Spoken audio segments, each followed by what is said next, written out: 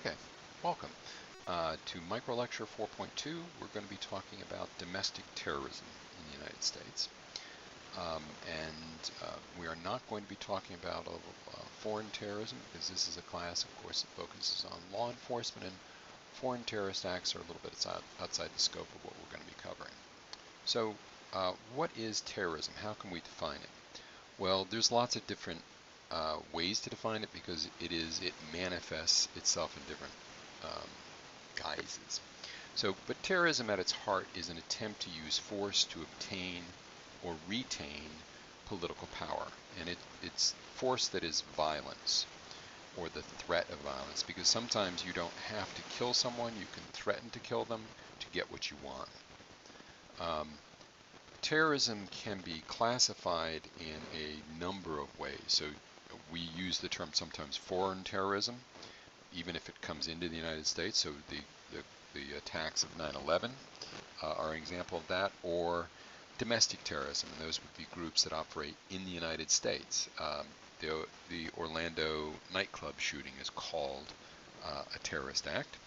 Is it a multiple act? So 9/11 there, you have the attack on the Pentagon, you had the two attacks on the Twin Towers, you had another plane that was hijacked that was probably going to crash into the White House. Or is it a single incident? Systemic terrorism, that is it something that is ongoing, maybe in a group, or is it independent? Is it a single act or a single person who's behind much of this? Terrorism has deep roots in America. So if you went back to the 1770s, even before the birth of the United States, prior to the war, there were groups that used violence. Now, I don't mean in any way, shape, or form to say that the Sons of Liberty, which included people like Samuel Adams and others, were the same as the KKK or Al-Qaeda. But they were people that used violence or the threat of violence to obtain or retain political power, so they fit within our definition. They didn't kill people, so far as we know. They did do harmful things to them, so they tarred and feathered people, and that would be pouring warm tar on people, which was very painful, and then putting feathers on them. They would break into private houses, sometimes burn property. They would burn effigies or essentially caricatures of people, particularly tax collectors, to get them to resign and flee. You then also have the campaigns against the Native Americans in the United States. These were conducted both by governments, so they can't properly be called terrorism, but they were also done by individuals, sometimes individuals acting against the express orders of the government.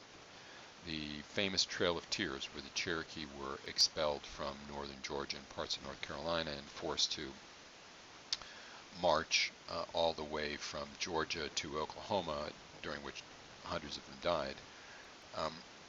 The courts had tried to stop that, and famously, the President of the United States, who at the time was Andrew Jackson, said, well, Mr. Marshall has made his law, let's see him enforce it. There are also political acts that we don't tend to think of, but probably the most far-reaching and massive was the Confederate plot to decapitate the government in the United States in 1865. We now know with a fair degree of certainty that John Wilkes Booth was an agent of the Confederate government.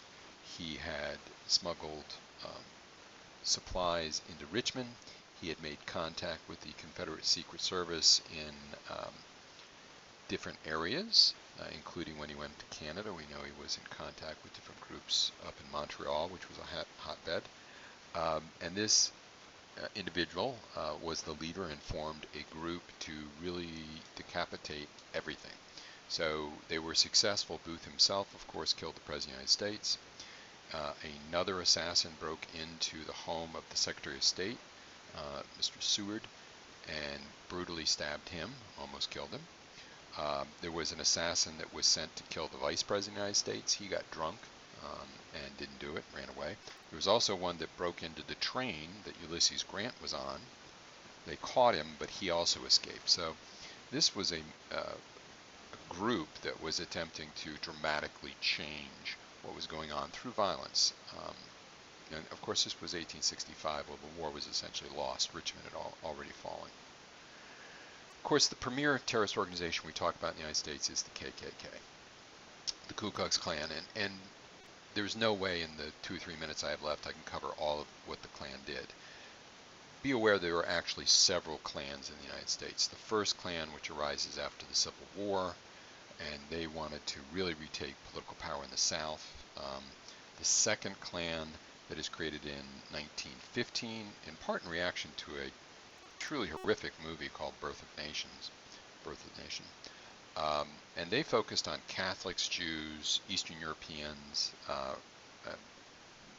The third Klan, which really comes into existence in the early 1950s, really was a reaction to the civil rights movement in the United States. That's one most people are more familiar with. As far as the lynchings of those first two clans, you can see the numbers there. There's North Carolina. Between 1877 and 1950, there was 123 people lynched in North Carolina. Now, this was not confined just to the South. This was not just a Southern phenomenon. You'll notice that it occurred in places like Ohio and Indiana and Illinois and Kansas, even Maryland. So, yes, the vast bulk of these are going to be in the South. Particularly the famous Black Belt, as it was called, moving up from Texas, Arkansas, Louisiana, Mississippi, Alabama into Georgia. But other states, including North Carolina, came in for it.